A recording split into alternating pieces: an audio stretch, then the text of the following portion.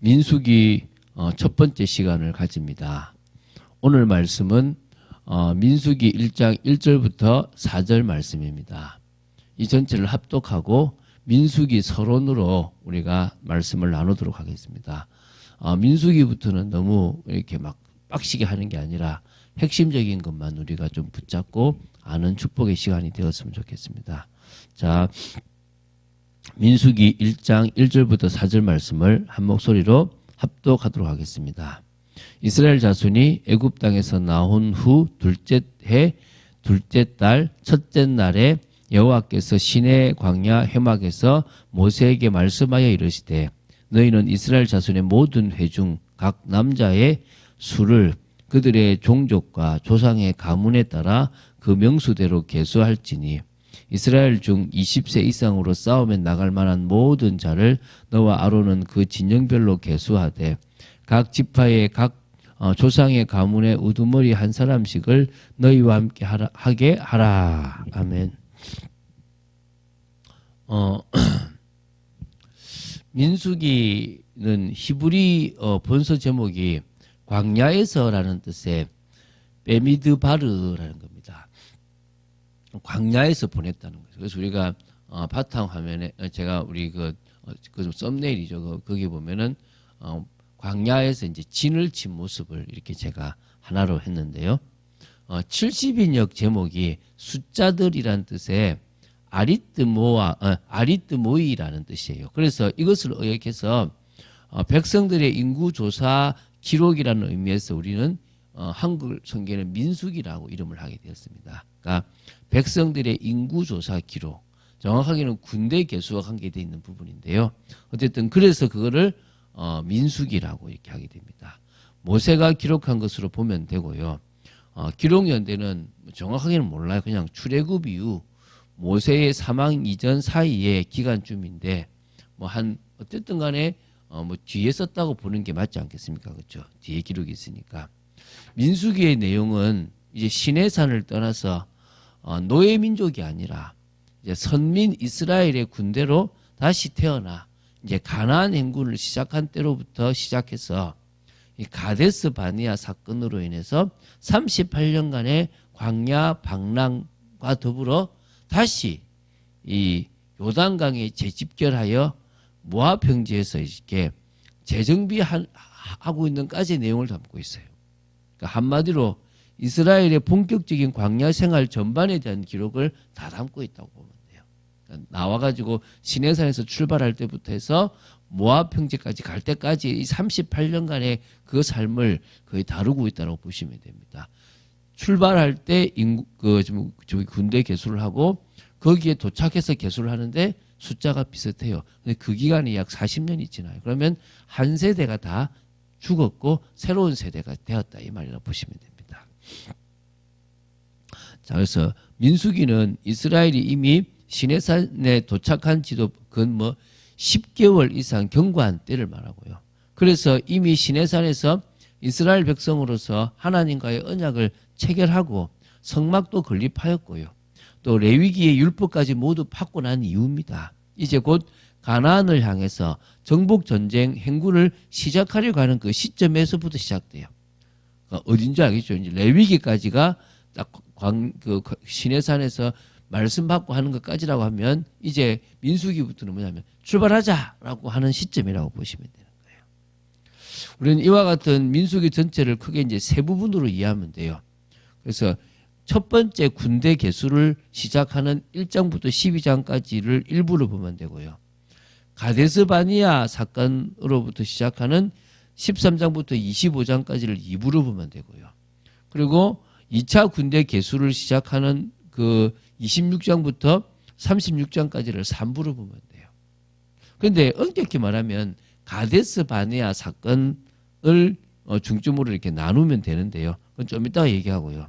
어쨌든 자 이러한 이 지금 3부로 구분하는 이 구분은요. 모세 의경 중에서 총 40년에 이르는 출애굽 시대 중에서도 대략 38년에 이르는 본격적인 광야 생활을 가장 직접적으로 그리고 가장 포괄적으로 다루는 이 민수기의 맥과 흐름을 한눈에 선명하게 볼 수 있기 때문에 일부는 가데스 바니아 이전까지 1차 인구조사인 것, 가데스 바니아 사건 이후에 있었던 이야기, 또 가서 이제 군대 개수를 2차로 하게 되는 요렇게 구분하면 됩니다. 그래서 그 민수기를 볼 때 왜 가데스 바니아 사건이 중요하냐? 가데스 바니아에서 12명의 정탐꾼을 가나안 땅으로 보내잖아요. 거기서 40일을 정탐을 했는데 2명의 정탐꾼은 하나님이 하실 수 있다라고 합니다. 그 여호수아와 갈렙입니다. 그리고 10명의 정탐꾼은 안 된다고 합니다. 그래서 거기서 원망하고 돌아가려고 하는데 하나님이 진노하시죠. 그때부터 사실은 1일을 1년으로 봐서 40년 죄송합니다. 40년을 광야에서 유리 방황을 하게 되는 거예요. 그 사건이에요. 그러니까 어찌 보면 바로 갈 수 있었느냐, 38년을 도느냐의 관점이 그 가데스 바니아 사건에 기인하게 되는 겁니다. 그런 의미에서 되게 이 가데스 바니아 사건이 중요한 겁니다. 그것 때문에 이 방랑 전이냐 후에 대해서 이 인구조사가 이렇게 달라지는데요. 결국은 9세대의 사람이 죽고 신세대의 사람이 살아나는, 바뀌어지는 그 축복을 누리게 됩니다. 그래서 이때 진짜 어찌 보면은 그 모든 것들이 그 가데스 바니아 사건을 기점으로 일어난다는 부분들을 보면 쉽게 민수기를 이해할 수가 있습니다. 그러니까 시내산에서 하나님의 백성이요, 하나님의 군대로서 가나안을 향한 본격적 그 행군의 그런 뭡니까 첫 출발을 내딛었던 9세대의 희망도 한번 봤고요. 하나님을 믿었다가 가데스 바니아에서 이 불신앙을 이게 하는 모습도 또 보게 됩니다. 38년간의 유랑 생활은 하나님의 크신 진노입니다. 출애굽의 역사를 보여줬고요. 시내산에서 거룩하신 하나님께서 권능으로 역사하셨음을 보여주시는데도 불구하고 들어가지 않겠다고 불평, 원망하는 것은 하나님 앞에서 큰 범죄였다는 거예요. 그리고 이제 끝으로 하나님의 은혜로 이 출애굽 신세대들이 등장하게 됩니다. 그 신세대들을 통해서 가나안 정복을 준비하시고 계신 부분이 바로 이 민수기의 중심 주제라고 보면 돼요. 하나님께서 이 민수기를 통해서 믿음 없는 사람들을 광야에서 다 매장하시고 새로운 사람들을 통해서 하나님께서 이스라엘을 가나안으로 인도하셨다는 내용입니다. 왜 민수기를 봅니까? 새벽 기도는 성경을 보기 때문에 우리가 계속적으로 성경 전체를 자꾸 봐나가려고 그럽니다. 그런데 좀 무겁지 않습니까? 그래서 최대한 가볍게, 무거울 수도 있는 이 민수기를 최대한 가볍게 보려고 합니다.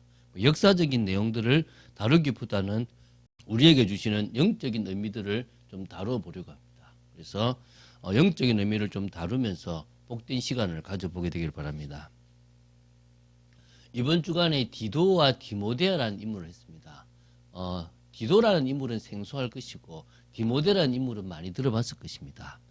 디도라는 인물을 통해서는 이방인이고 불신자였지만 예수님을 믿어서 목회자가 된 부분이고요. 디모데는 모태신앙처럼 된 분이 이제 목회자가 됐습니다. 어떤 의미에서는 저는 디도와 같은 그런 응답을 받았다라고 볼 수 있겠죠. 이 모든 과정 속에서 그들이 영혼에 대한 마음, 또 신앙생활의 참맛을 보고 나니까 진정으로 전도가 되어졌습니다. 우리 역시도 그런 은혜 속에서 참맛을 보게 되기를 바랍니다. 오늘도 그런 축복을 누리는 여러분 되시기를. 그래서 하나님께서 여러분을 통해서 일하시는 것을 보게 된 여러분 되시기를 주 예수 그리스도 이름으로 축원드립니다. 주는 그리스도이시오 살아계신 하나님의 아들이심을 고백합니다. 말씀 따라가는 축복 속에 있도록 저희들을 지켜주시고 하나님의 은혜 속에 있도록 저희들을 붙잡아 주시옵소서. 하나님께서 이 중요한 시간표에 저희들이 기도하게 하시고 은혜 받게 하시고 말씀 따라가는 축복 누리도록 지켜주시옵시고 이 민수기를 통하여 중요한 부분들을 보게 되도록 저희들을 지켜주시옵소서. 주 예수 그리스도 이름으로 기도드립니다. 아멘.